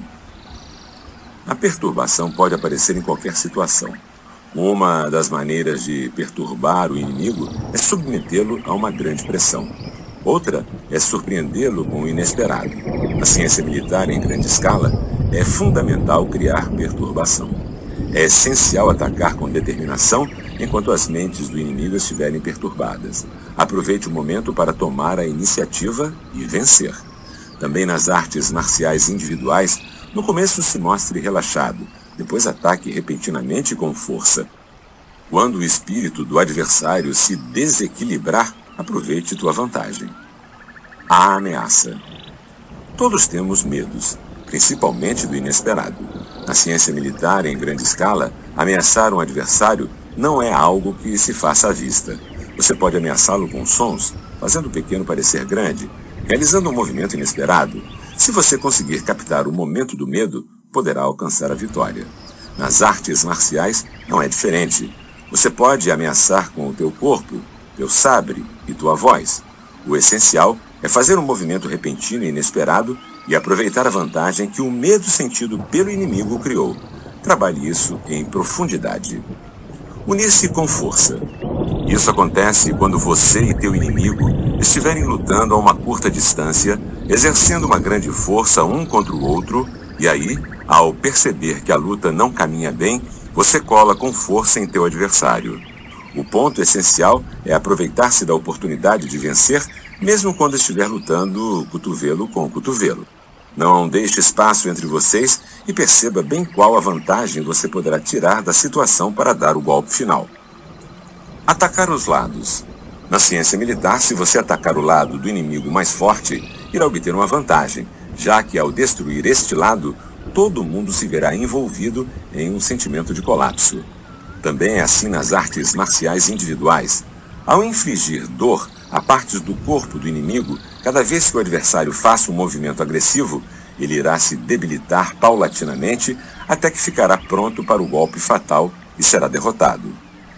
Confundir. Impedir o adversário de manter uma mente tranquila e equilibrada te dará uma grande vantagem. Tente diversas manobras de acordo com a possibilidade e o momento. Faça o adversário pensar que você irá fazer uma coisa e faça outra. Vá confundindo o inimigo até que ele não consiga mais prever teus movimentos. Assim, poderá vencê-lo. Esta é a essência da batalha e deve ser muito bem estudada. Gritos. O ponto essencial é lançá-los de acordo com a situação. Como um grito é poderoso, gritamos em casos de emergência, incêndios e tempestades. A voz mostra força e poder. Se grita para fazer com que o adversário se mova e depois de tê-lo abatido. Misturar-se. Quando dois grupos estão frente a frente e teus adversários são fortes, ataque um de seus flancos e faça duas tropas se misturarem com as deles até que eles caiam. Depois, ataque outro flanco e faça a mesma coisa. No geral, a ideia consiste em atacar como um vento, em zigue-zague. Isso também pode ser feito contra um só adversário. Encontre o ritmo de teu inimigo. Faça um zigue-zague de esquerda para a direita a um ritmo adequado, observando-o para que o ataque seja eficaz. O sentido de se misturar consiste em mergulhar diretamente no meio do adversário sem vacilar teus passos. Preste atenção nisso. Esmagar. É preciso querer esmagar o adversário. É preciso enfraquecê-lo. Olhe por cima do inimigo. Mostre que você é maior e mais mortal. Desmoralize teu inimigo e concentre tua força em esmagá-lo. Isso não significa passar por cima do inimigo, mas derrotá-lo depois de estar completamente fragilizado e neutralizado. Mas cuidado! Se você não tiver controle, este movimento poderá se voltar contra você. Atenção! Quando o teu adversário não tiver a mesma capacidade que você, ou quando seu ritmo cair, ou quando ele começar a recuar, é essencial não deixá-lo recuperar o fôlego. Isto deve ser estudado muito cuidadosamente. A mudança da montanha e o mar. A montanha e o mar. Nos diz que é ruim insistir numa tática que não deu certo. Se da primeira vez sua tática de batalha falhar, desista dela. Mude suas táticas de maneira abrupta, fazendo sempre coisas diferentes. E se não funcionar, mude de novo. É preciso presença de espírito para agir como o mar, quando o inimigo é como uma montanha, e agir como uma montanha, quando o inimigo é como o mar. Isso exige uma profunda reflexão. A desmoralização. Quando estiver vencendo uma luta graças à tua habilidade nesta ciência, teu inimigo ainda poderá ter a ilusão de virar o jogo, e ainda que pareça já estar subjugado, por dentro se negará a reconhecer a derrota. Você precisa desmoralizá-lo neste caso. Isto significa que você precisará mudar tua atitude repentinamente para impedir que o inimigo o siga mantendo esta ilusão. O principal é ver que o adversário se sinta derrotado no fundo da alma. É possível desmoralizar com armas, ou com nosso corpo, ou nosso espírito. Quando teu inimigo estiver completamente desmoralizado, já não lhe dê atenção. Mas permaneça atento, porque enquanto os inimigos tiverem ambições, dificilmente irão se desmoronar. Renovar-se. Se no combate você perceber que está parado e não faz progressos, abandone teu estado de ânimo e comece a pensar com o teu coração em algo novo. Quando atingir o ritmo, você saberá como vencer. Isto é, se renovar. Não tenha medo de mudar teus planos, de mudar tua consciência em relação à batalha e tuas perspectivas. Assim, conseguirás chegar à vitória. Pequeno e grande. Quando você se encontrar em meio a coisas insignificantes, mude de repente a uma grande perspectiva. Mudar do grande para o pequeno é uma parte importante da ciência da arte da guerra. É essencial para os guerreiros conseguir isso, inclusive na rotina de nossa vida diária. Esta mentalidade é fundamental para a ciência militar em grande ou pequena escala. Temos que prestar atenção nisso com alguma consideração. O general conhece seus soldados. O método "um general conhece seus soldados" é praticado sempre em tempos de conflito depois de ter alcançado a maestria. Alcançando um grande poder de conhecimento das artes da guerra, comece a pensar nos adversários como se fossem teus próprios soldados, compreendendo que você deverá agir com eles de acordo com a tua vontade, e tente manipulá-los livremente. Você é o general, os adversários são as tropas. Isto exige muito trabalho. Soltar a alça. Soltar a alça tem vários significados. Tem o significado de vencer sem o sabre, também de fracassar sem o sabre. Os diversos significados não podem ser descritos, mas nos convidam a muito treinamento. Ser como um muro de pedra. Ser como um muro de pedra é quando o mestre das artes marciais se transforma num muro, inacessível a qualquer coisa e imóvel. Epílogo. O que está escrito anteriormente consiste totalmente em coisas que constantemente vêm ao espírito ao longo da prática da arte da esgrima da minha escola. Como estou escrevendo pela primeira vez, a ordem está um pouco comprometida e é difícil defini-la com detalhes. No entanto, estes escritos podem servir como linhas de orientação para as pessoas que queiram aprender esta ciência.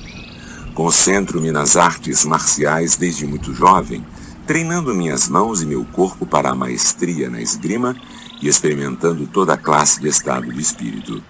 O que vejo ao investigar outras escolas é que algumas são pretensiosas e outras levam a cabo finas manobras com suas mãos e ainda podem parecer boas para as pessoas, mas nelas não há um verdadeiro coração. Claro que poderia parecer que as pessoas estão treinando o corpo e a mente, inclusive quando estão praticando estas técnicas, mas se convertem em doentes do caminho de uma maneira crônica e difícil de sanar. Eles são a origem da decadência do caminho reto das artes marciais no mundo e de seu abandono.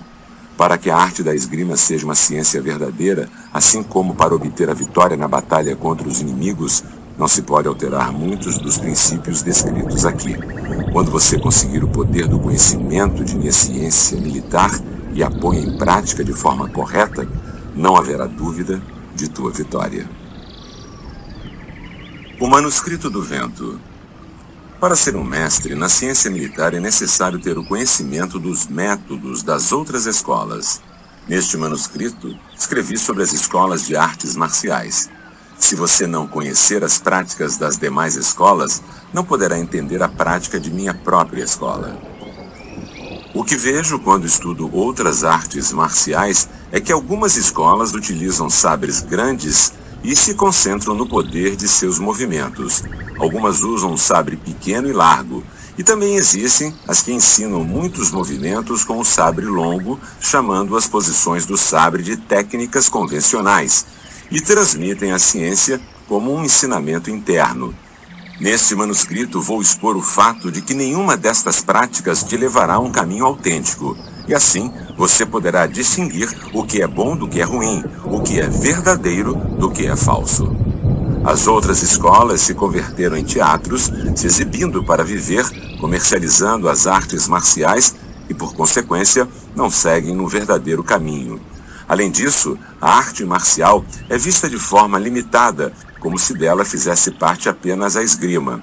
Você realmente acredita que já alcançou o conhecimento de como obter a vitória pelo simples fato de ter aprendido a empunhar um sabre longo?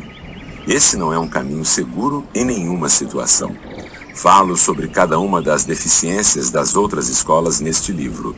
Examine isto com cuidado e profundidade para chegar à compreensão das vantagens da minha escola dos dois sabres. O manejo dos sabres muito longos nas outras escolas. Algumas escolas são aficionadas aos sabres bem compridos. Desde o ponto de vista da minha arte marcial, as vejo como escolas frágeis. A razão para isto é que estas escolas não sabem vencer o adversário por qualquer meio necessário, considerando que sua virtude está no comprimento do sabre. Querem que seus sabres sejam muito compridos para poder obter a vitória sobre o inimigo à distância. Mas isso é um perigo. Tentar vencer a distância tirando vantagem do comprimento do sabre é desconhecer os princípios das artes marciais. Por isso considero este tipo de ensinamento um fracasso. Quando você estiver lutando com um adversário e tenha pouco espaço para isso, quanto mais comprido o sabre, mais difícil será atacar com ele. Você não poderá brandir o sabre para trás e para frente com suficiente desenvoltura, te atrapalhando mais do que ajudando. Nestas circunstâncias, você estará em situação pior do que alguém que esteja manejando um sabre pequeno. Aqueles que preferem os sabres muito compridos possuem suas razões, mas a lógica apenas eles sabem qual é. Desde o ponto de vista do autêntico caminho do mundo, isto é ilógico. É inevitável perder utilizando um sabre mais curto e não um sabre muito longo? Suponha que você se veja cercado por todos os lados. Nesta situação, por exemplo, usar um sabre muito comprido é duvidar da ciência das artes marciais. Além disso, há pessoas que não têm a força física necessária para empunhar um sabre dessas dimensões. Desde a antiguidade, se diz que o grande inclui o pequeno. Portanto, não é uma questão de desprezar indiscriminadamente o comprimento, é uma questão de desprezar a atitude de se contar apenas com o comprimento. No contexto da ciência militar, em grande escala, um sabre muito comprido é como um grande contingente de tropas. Um mais curto é como um pequeno contingente. Por acaso, é impossível uma batalha entre um grande contingente e um pequeno? Temos muitos exemplos de vitórias dos pequenos sobre os grandes. Portanto, na minha escola, há um desprezo por essa atitude pequena e mesquinha. Isto é um convite para um criterioso estudo. Os golpes poderosos de sabre nas demais escolas. Não deveria existir uma distinção entre golpes fortes e golpes fracos de sabre. O movimento de um sabre feito com a intenção de o brandir com força é rude e é difícil vencer apenas com a brutalidade. Além disso, se você golpear com uma força desmedida quando for matar alguém, não terá êxito. Inclusive, quando estiver se exercitando contra um boneco ou outra coisa, é um erro tentar golpear muito forte de forma deliberada. Em um combate mortal, ninguém pensa em golpear de maneira mais fraca ou forte. A pessoa apenas pensa em matar o adversário. Se você golpear o sabre do outro com força, fazendo um movimento muito poderoso, as consequências serão negativas pelo excesso de força. Nesta situação, será teu sabre o que levará o maior impacto e será empurrado para trás. Você deve medir a força certa para a obtenção da vitória, e isso só é possível utilizando a razão. Na minha escola, não prestamos atenção a coisas que não sejam razoáveis. O pulo do gato é usar o conhecimento das artes marciais para obter a vitória a qualquer custo. Trabalhe isso com cuidado. O uso dos sabres pequenos nas outras escolas. Pensar em ganhar se servindo apenas de um sabre mais curto não é o verdadeiro caminho. As pessoas fortes podem manejar com facilidade um sabre comprido. Então, não há razão alguma para o uso indiscriminado de um sabre mais curto.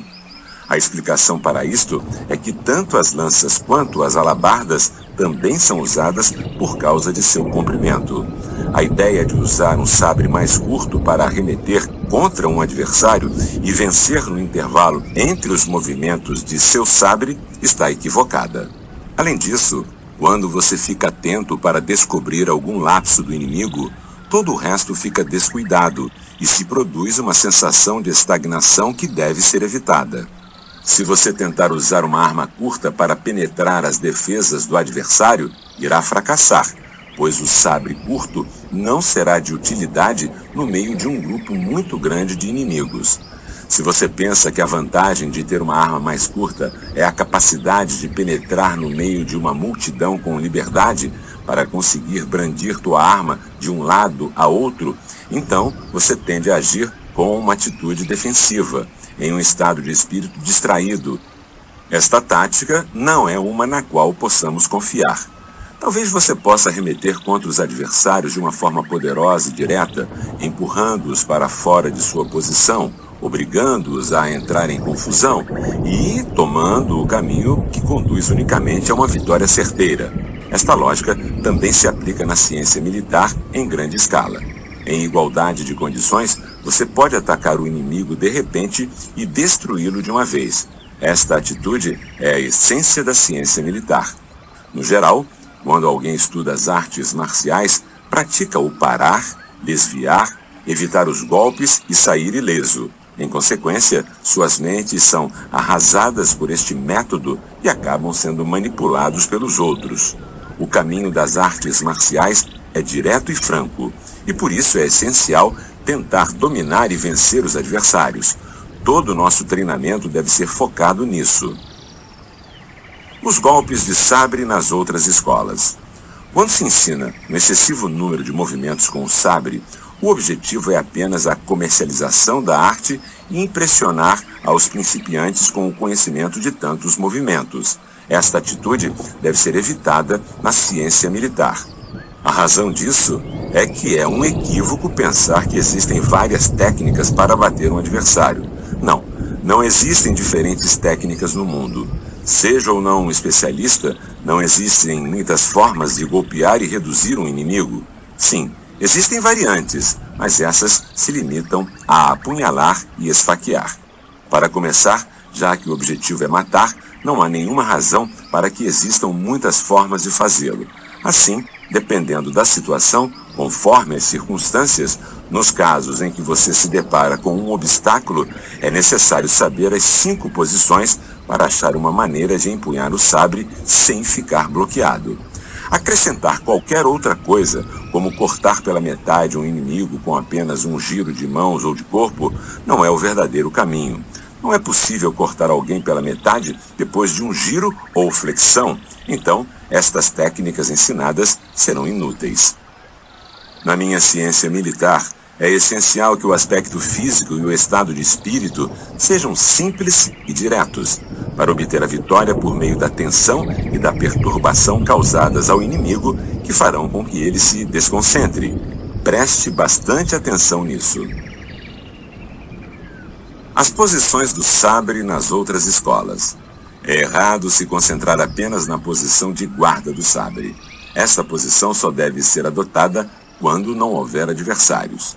A razão para isto é que estabelecer normas a partir de costumes ou de regras gerais não é factível no transcurso de um combate real quando perseguimos a vitória. O objetivo é lutar para pôr o adversário em uma situação de desvantagem. Qualquer que seja o ponto de referência, a adoção de uma posição de guarda tem o sentido de fazer uso da imobilidade. Guardar um castelo ou formar uma linha de batalha em uma posição defensiva tem o objetivo de não se manter forte e não ser afetado nem quando for atacado. No transcurso da luta pela vitória por meio da ciência militar, o objetivo é se concentrar em tomar a iniciativa primeiro. Trabalhe isto em profundidade.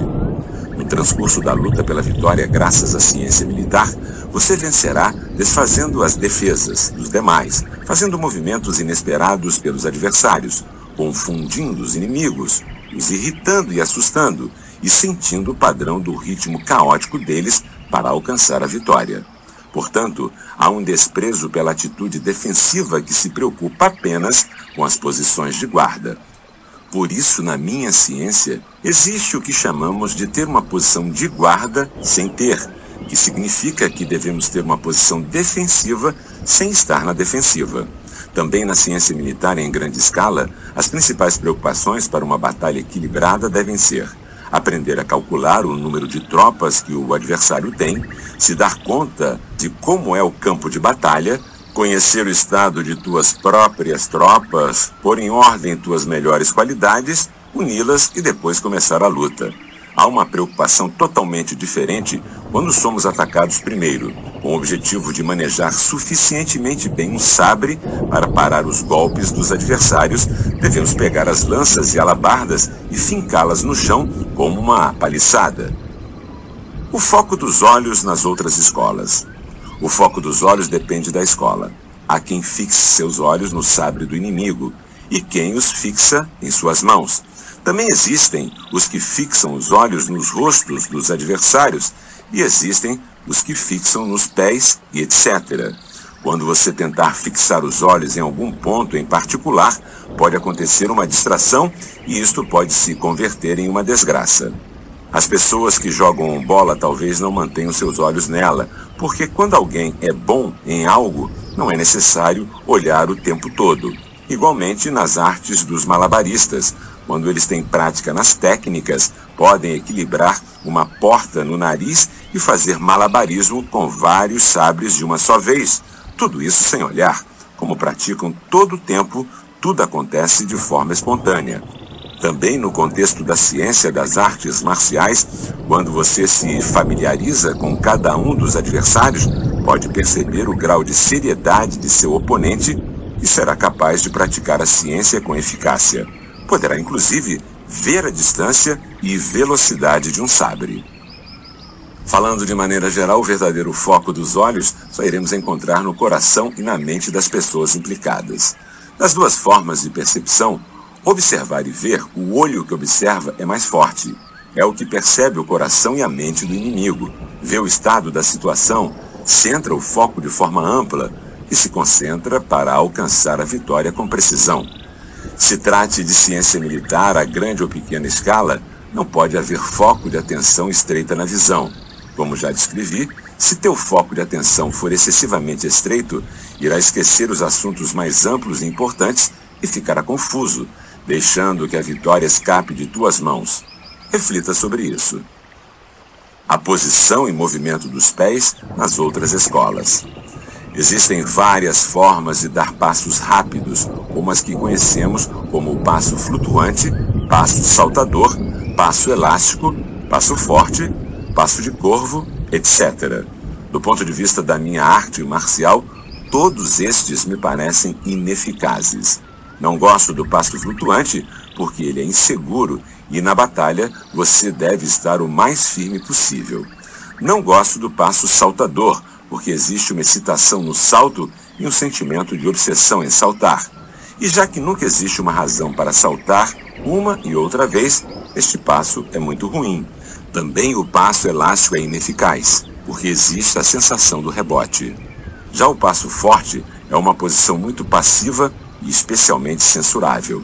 Além destes, também existem os passos rápidos, como o do corvo. Mas, muitas vezes, você terá que combater em pântanos, ou montanhas, ou rios, ou planícies, ou lugares estreitos, e dependendo do lugar, você se encontrará em situações nas quais é impossível saltar, dar passos elásticos ou rápidos. Na minha arte marcial, não existe nenhuma mudança na forma de mover os pés. É como andar por um caminho de forma habitual, seguindo o ritmo do adversário, encontrando a posição física correta para as situações de aceleração e de calma. A marcha deve ser ordenada, sem erros, sem excessos. Também na ciência militar em grande escala, é fundamental o movimento dos pés. A razão para isso é a seguinte: se você atacar de forma indiscriminada, sem conhecer as intenções de teu inimigo, irá perder o ritmo e será difícil vencer. Do mesmo modo, se você marchar com tranquilidade, mas não notar quando o adversário estiver desmoronando, irá perder o ponto da vitória. É essencial perceber o desânimo dos inimigos e superá-los sem deixá-los ter um momento de descanso. Isto exige uma prática e um treinamento profundos. O uso da velocidade nas outras escolas. Nas artes marciais, a velocidade não é o verdadeiro caminho. No que se refere a isso, a questão da rapidez ou lentidão em qualquer coisa vem do fracasso de harmonizar com o ritmo. Quando dominamos uma arte ou uma ciência, não parece que fazemos as coisas com rapidez. E como diz o ditado, o mais rápido se cansa e pode não chegar a tempo, mas também o mais lento pode chegar tarde demais. A atuação de um expert parece relaxada, mas ele nunca perde o ritmo. Os movimentos das pessoas treinadas não parecem apressados. A rapidez é especialmente ruim no contexto das artes marciais. Quer dizer, neste caso também, dependendo do lugar, é impossível que nos movamos ou que consigamos correr. Com um sabre comprido, você não irá conseguir matar com rapidez.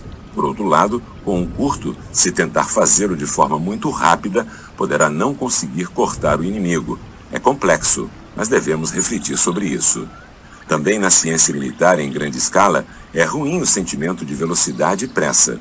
Quando as pessoas se apressam e correm, é essencial fazer o contrário, ficar tranquilo e calmo, sem se deixar arrastar pelo caos. A forma de trabalhar neste estado de espírito exige treinamento e prática. O mundo interior e o mundo exterior nas outras escolas.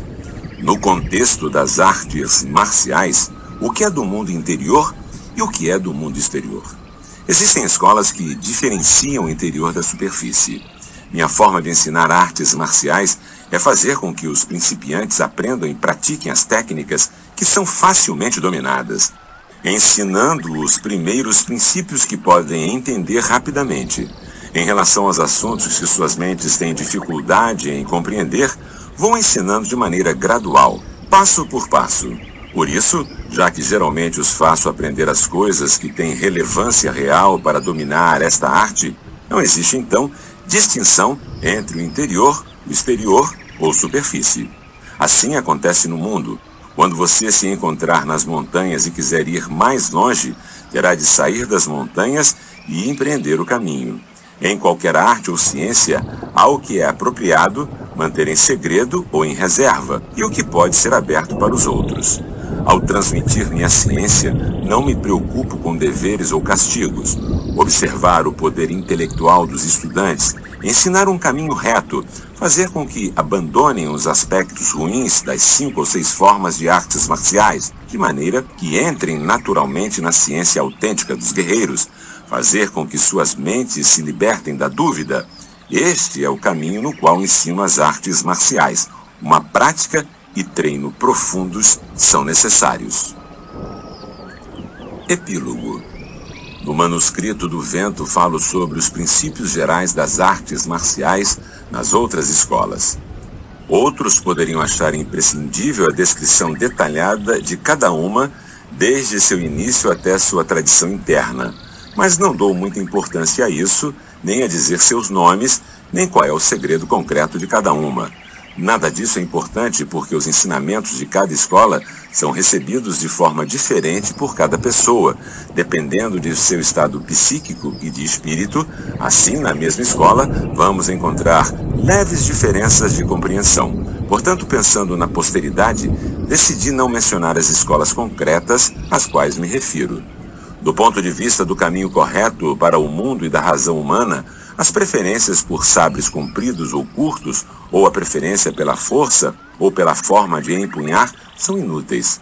Portanto, apesar de não revelar como tradição interna ou de iniciação de uma ou outra escola, todos devem saber sobre elas. Na minha escola, não existe distinção entre a tradição de iniciação e a interna no que diz respeito ao sabre comprido. Não existe a posição de guarda definitiva. Se trata apenas de compreender em teu coração e em teu espírito suas qualidades mais eficazes. Isto é o essencial da arte marcial. O manuscrito do vazio ou nada. Ao escrever sobre a ciência das artes marciais da Escola dos Dois Sabres, no manuscrito do vazio, o significado de vazio consiste em que existe o reino em que nada existe, ou não pode ser conhecido, ou se vê como vazio. Claro, o vazio não existe. Conhece-se a não existência quando se sabe que a existência é o vazio. Quando as pessoas não entendem algo, consideram de maneira equivocada de que isso é o vazio, mas não é o vazio real, é uma ilusão. Também no contexto das artes marciais, quando seguimos o caminho do guerreiro, não conhecer as leis deste não significa o vazio. Ao estar confuso, pode alguém chamar a isso de estado de vazio desesperado, mas não é um vazio real. Os guerreiros aprendem com precisão a ciência militar e continuam praticando diligentemente as técnicas das artes marciais. A forma com que os guerreiros as praticam não é obscura. Sem nenhuma confusão de espírito, sem relaxar em momento algum, polindo a mente e a atenção, afiando o olho que observa e o olho que vê, você chega ao vazio real como um estado em que não há escuridão e as nuvens da confusão tenham desaparecido. Enquanto você não conhecer o caminho autêntico, seja no budismo ou nos assuntos mundanos, todo mundo pensa que seu caminho é seguro e é algo bom.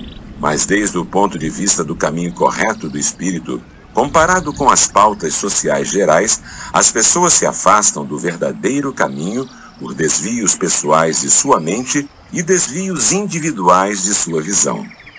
Conhecendo isto, pronunciando essencialmente palavras honradas, tomando o espírito real como o caminho, praticando as artes marciais no sentido mais amplo, pensando corretamente, claramente, compreensivamente e tomando o vazio como caminho, você poderá ver o caminho como perfeito vazio.